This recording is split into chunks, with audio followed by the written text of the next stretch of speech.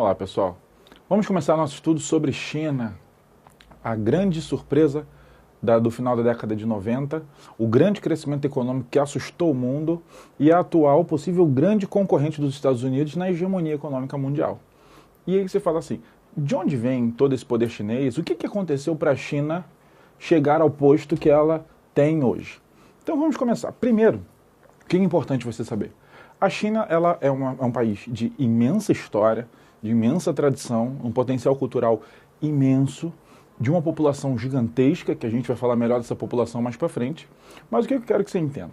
A China passou no século XX momentos razoavelmente tensos e momentos muito tensos. Então vamos começar a pontuar alguns desses.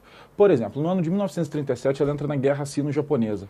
Então enfrentar o Japão, até então um país muito forte belicamente, vinha aí dessa expansão desde a década de 20 do século XX, com uma expansão muito importante, principalmente no setor militar. E aí o que aconteceu nesse período? Com o fim da Segunda Guerra Mundial, com a derrota do Japão, com o governo chinês começando a se estabilizar, chegando ao poder, você conhece o Partido Comunista Chinês? Que até hoje ele está lá no poder, ele não larga o poder, e chegando ao poder a grande figura do Mao Tse-tung. O que acontece? A China passa por um período de extremo controle, um perfil ditatorial forte, tá? Um período de muita repressão, muitas violências, até muitos abusos aconteceram nesse período, mas o que acontece? No ano de 76, a coisa começa a mudar muito. Por que a coisa começa a mudar muito? Porque Mao Tse-tung morre. Externamente, o que é importante você saber? A gente tem que tomar cuidado porque às vezes nós somos muito maniqueístas no sentido seguinte. Ah, você falou em 76, década de 70? Tá bom, pensei no mundo. Mundo, Guerra Fria. Guerra Fria ou você é socialista ou é capitalista. Se a China era socialista, né, comunista, o que já vem na sua cabeça? Pô, ela é aliada da União Soviética e ponto final. Muito cuidado. A China, ela era sim do lado socialista, ela tinha sim proximidade com a União Soviética, mas entenda que eles não eram países com uma relação tão intensa. Entenda que a China ela não tinha uma relação totalmente estreita com a União Soviética e não tinha a menor intenção de afundar junto com o bloco socialista. Isso que eu quero que você entenda. Pense que no final da década de 70, o mundo já começa a dar sintomas do que vai acontecer. Por quê? Você sabe que os Estados Unidos já tinha desenvolvido ou estava desenvolvendo a terceira revolução industrial. A União Soviética não estava conseguindo acompanhar esse estágio de evolução. E a China, percebendo isso, ela começou a trilhar o seu caminho e já criando referências e começando uma política de aliança forte com os Estados Unidos. Isso eu quero que você entenda. Não é porque a China era socialista, é um país comunista, que ela tem que afundar junto com a União Soviética. Entenda isso. A China percebeu isso. E a China, desde a década de 70, já vem estreitando laços com os Estados Unidos. E aí o que acontece nesse período que eu quero que você entenda bastante? Chega ao poder um homem chamado Deng Xiaoping. E Deng Xiaoping vai ser totalmente importante e vai ser um grande marco no desenvolvimento econômico chinês. Deixa eu te explicar por quê. Vamos lá. Até Deng Xiaoping, qual é a grande marca da China? O grande poder do Estado, uma postura ditatorial, socialista, um Estado que muitas vezes abusava do poder, só que um Estado que tinha tanto controle sobre a população que ele acabava criando barreiras para ele mesmo, ele acabava travando o próprio crescimento. Deng Xiaoping ele chegou com uma ideia muito à frente de seu tempo, que era o seguinte: nós sabemos que nós temos características socialistas. Nós sabemos também que o mundo cada vez mais gira em torno de práticas capitalistas. E nós não podemos ficar de fora dessas práticas só porque nós temos uma política, uma cultura socialista. Então o que nós precisamos fazer? Nós precisamos desenvolver o mundo até chegar a um patamar que nós podemos manter nossa característica social, nossa característica política, manter o nosso controle estatal forte. O Partido Comunista Chinês ele não vai abrir mão do poder, entenda isso.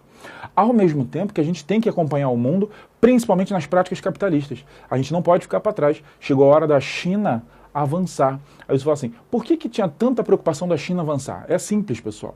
Entenda por período. Se eu estou falando para vocês de 76, morte do Mao Tse-tung, 78, o governo Deng Xiaoping muito forte, o que eu quero que você entenda? Em 78, o Japão já está recuperado da Segunda Guerra Mundial, já passou pelo milagre japonês, e ele já está evoluindo, produzindo e alcançando o posto de segunda economia do mundo. Os tigres asiáticos, que foram parte do investimento americano para travar o avanço socialista na Ásia, eles já estavam dando resultado, eles já estavam crescendo, eles já estavam desenvolvendo. E a China não poderia perder esse foco. Então, assim como muitos líderes asiáticos, o Deng Xiaoping também fazia suas metáforas, e ele tem uma famosa que é o seguinte: não me interessa a cor do gato desde que ele pegue os ratos. Então o que ele estava querendo dizer com isso? Não me interessa se você vai querer me taxar de socialista, de ditatorial, ou se você vai taxar o meu governo como capitalista. Entenda, eu não estou preocupado com o caminho, eu não preciso me definir. O que eu preciso é traçar meus planejamentos e segui-los. Eu preciso fazer a China desenvolver. Mesmo que em alguns pontos eu precise usar certas medidas socialistas, ditatoriais, e em alguns pontos eu precise adotar certas práticas de mercado. E aí a gente vai chegar num ponto importantíssimo, que é o seguinte: a China, ela representa muito um modelo que vem caindo em provas, chamado de socialismo de mercado. O que é esse socialismo de mercado? São países de raiz socialista, são países que têm posturas socialistas, principalmente quando a gente pensa no Estado.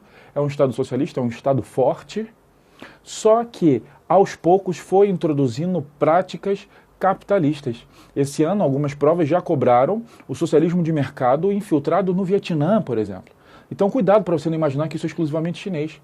Países de origem socialista, quando vão adquirindo essas práticas capitalistas, eles começam a ser taxados nesse novo socialismo de mercado, que é um sistema forte. Por que é um sistema forte?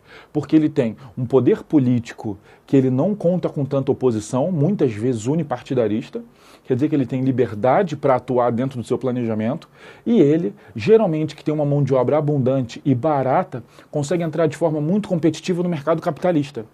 E aí a China vai lá, é a grande representante do socialismo de mercado e apresenta índices de crescimento assustadores. Isso assim, por que assustadores? A China, no momento em que o mundo entrou em crise, por exemplo, a crise mundial de 2008, a crise financeira americana, a China não baixou o seu crescimento a níveis preocupantes. E ela já conseguiu crescer acima de 10%, isso no século XXI. E ela conseguiu manter esse crescimento em 7,5%, 8%, 9%, num período em que alguns países, inclusive economias importantes, tiveram até um crescimento negativo em alguns momentos. Então a China ela foi crescendo até de forma assustadora e muito rápida alcançar o posto de segunda economia do mundo em relação ao PIB. A China ultrapassa o Japão, chega hoje com um PIB que passa os 7 trilhões, com uma reserva de dólar imensa no seu país para negociações, e ela é taxada aí sim como o país que vai incomodar a hegemonia americana em relação ao PIB, o país que vai se aproximar dos Estados Unidos de maneira perigosa.